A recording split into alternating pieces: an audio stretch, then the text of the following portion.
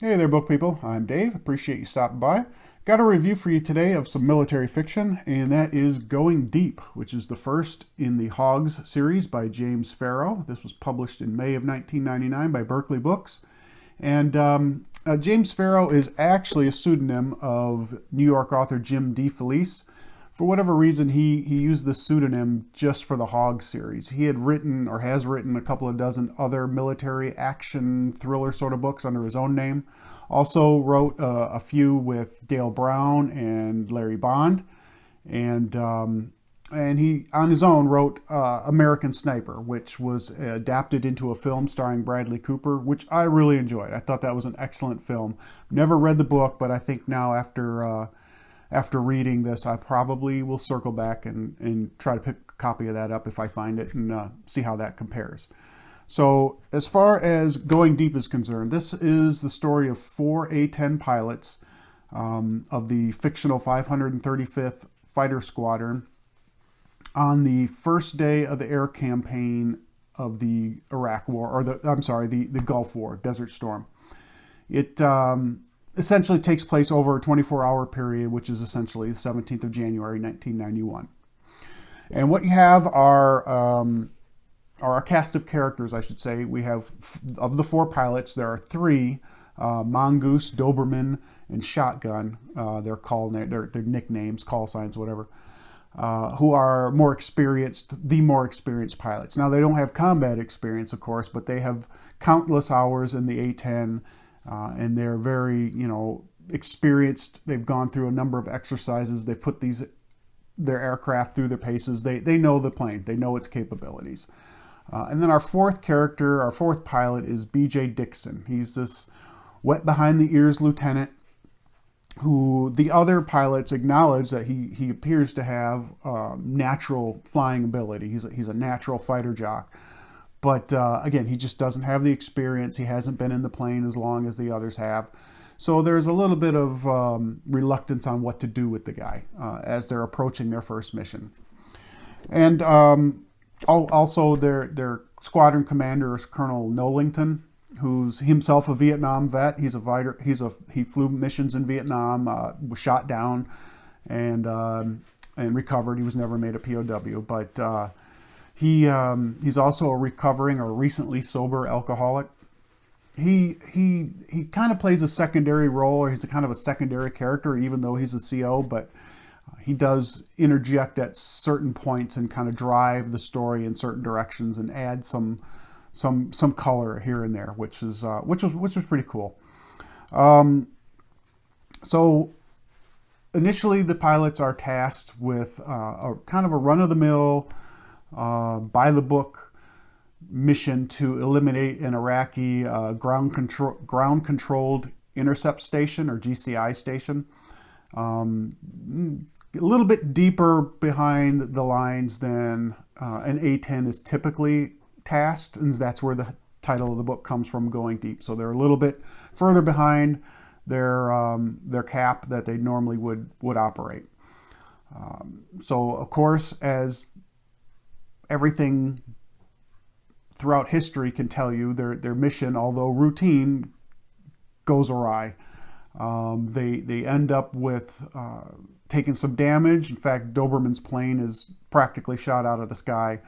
And B.J. Dixon, he experiences his first taste of combat.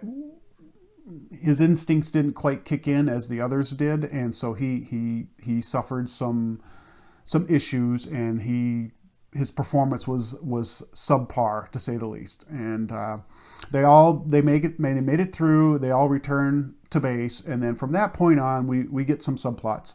Of course, there is Dixon dealing himself with what happened on the mission. There are his fellow officers, his fellow pilots, who also are concerned with what happened to him, as well as the squadron commander. And how are they going to? Is he trustworthy? Basically, can they trust him on the follow-up missions? And of course, there are follow-up missions because, as I said, things went awry, so that station was not fully inoperable, and which led to a downed British pilot and a special operations team need to go in and get him out. But again, they need to make another run on that station to make sure it is fully inoperable before that can happen. And there's a lot of other things that go on. There's, you know, there's some air-to-air dogfighting. There's some other on-the-ground kind of things that happen, some with the Iraqi forces. And of course, all throughout this, we're getting the kind of the pilot drama. So that's basically the story in a nutshell. Now, personally for me, here are my feelings on this book. First and foremost, this is a love letter to the A-10. Now, the A-10 is my personal favorite modern war aircraft, modern combat aircraft.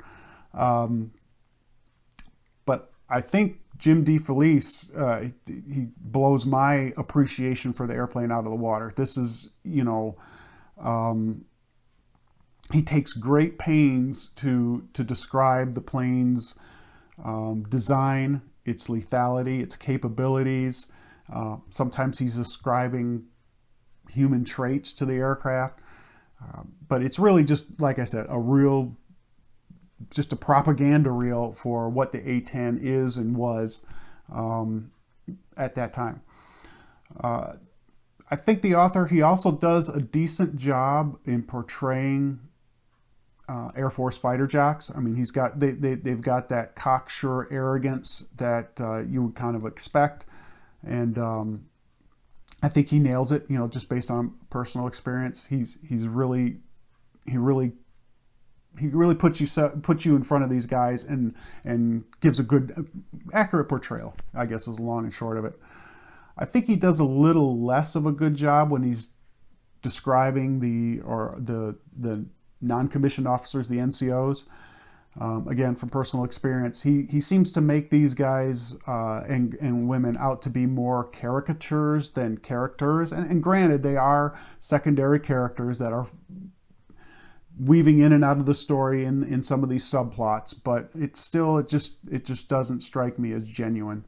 I thought it was kind of interesting. He did call out this one minor scene that has no really bearing on the story, but it involves a officer from higher headquarters back in the States who wrangled himself a position in the Gulf, and he would demand of his enlisted troops their boots be polished and their uniforms be pressed, in a war zone, and the kind of animosity that this created amongst the troops.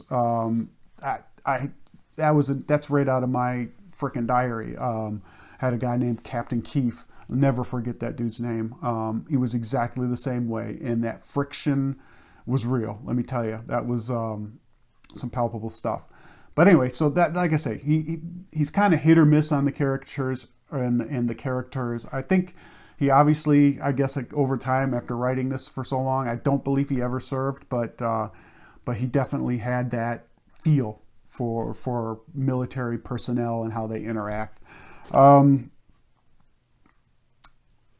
So in the end, let's take a step back. So as I was reading through the book, initially I didn't feel that I would be connecting with the characters very well. I thought this was just going to be, okay, I'm just going to read through, and because again, the officers I just wasn't making a connection with, and again, they were kind of flat as characters come, and so there wasn't a lot of depth of feeling there, and so I didn't really develop any attachments. However, by the time they were embarking on that final piece of their mission for the day, it was, I actually did find myself getting a little anxious, wondering whether they would make it through, who would make it through, and so yeah, there was kind of a page turner there towards the end. So in the end, I'll say that again.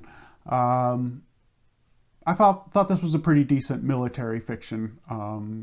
Not so much thriller, kind of more actiony than thrillery, but like I said, DeFelice does a decent job with, especially with the A-10 and some of the characterization. But comparing his book to something like from Tom Clancy, he doesn't dive deep into the technical details of the weapon systems. He doesn't really have military procedure as portrayed accurately as somebody like Clancy would do. Some of the acronyms are either used incorrectly, or where you would use an acronym, the military characters were speaking in spelling it all out. They wouldn't just use, military personnel are going to speak in acronyms. Here they sometimes didn't do that, so that was a little not so much genuine. But still, I think this was a decent read. I am definitely going to move on to the second book. I give this a 3 out of 5, which for me, again, is a good read, an enjoyable read. And I'm looking forward to the next one and see where it goes from there. I don't know if this is going to be day 2 or 3 days into the conflict. Not sure. But anyway, so yeah, that's my review of Going Deep, first book in the Hogs series. Let me know if you've read this or seen it, or just are interested in it. I'd love to hear your thoughts in the comments. So that being said, until I see you again, I hope you stay well, and I will talk to you soon.